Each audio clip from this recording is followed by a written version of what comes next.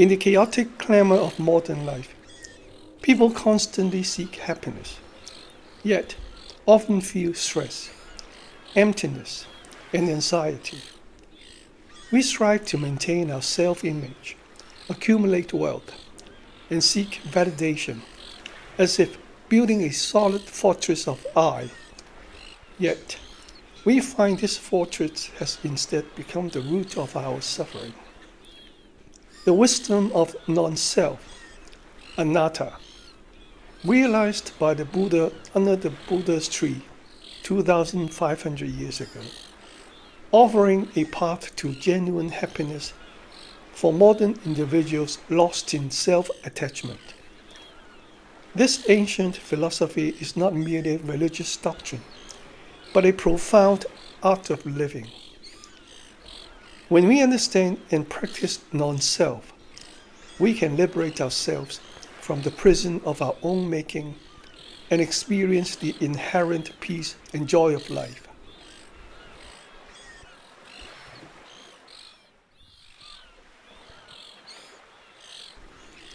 The Buddhist concept of non-self is one of the core pillars of the Buddhist teachings. It does not deny the fact of individual existence, but rather reveals a fundamental truth. The self we cling to is not as solid, independent, or permanent as we imagine. From a compositional perspective, Buddhism holds that life is an amalgamation of the 5 aggregates. Number 1, form, the physical body. Number 2, sensation, feelings. Number 3, perception, conceptual recognition. Number 4, mental formations, volitions and habits. And number 5, consciousness, awareness. Just as a car is a combination of parts, like an engine, tires, and chassis, we too are temporary assembly of the 5 aggregates. When we say, I am walking, it is essentially the body is moving. When we say, I am sad, it is essentially a feeling of sadness is arising. If we deconstruct the 5 aggregates one by one, where can we find an I that exists independently of these elements? Viewed from the dimension of time, life is a state of perpetual, ceaseless flux. The you of childhood, youth, and old age, whether in terms of physical cells or thoughts and ideas, are already vastly different. You cannot step twice into the same river, and the stream of life is likewise. Yet, we cling to the idea of an unchanging I that has come from the past to the present and will proceed into the future. This is precisely the cause of suffering. We fear this I being harmed, desire this I to be enhanced, and dread the disappearance of this I. On a deeper level, non-self points to the law of dependent origination. All phenomena, including the I, come into existence dependent on conditions, persist based on conditions, and cease when the conditions disperse. Our bodies depend on food, air, and parents. Our thoughts depend on education, culture, and experience.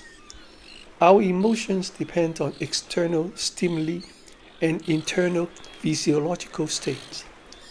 There is no autonomous entity that can exist independently of conditions. When we claim, I made a decision, that decision is the result of the combination action of countless genetic, environmental, and social factors.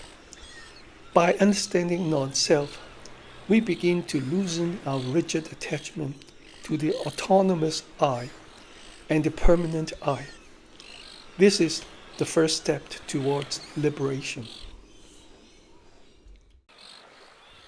the suffering of self-attachment, recognizing the true obstacle to happiness.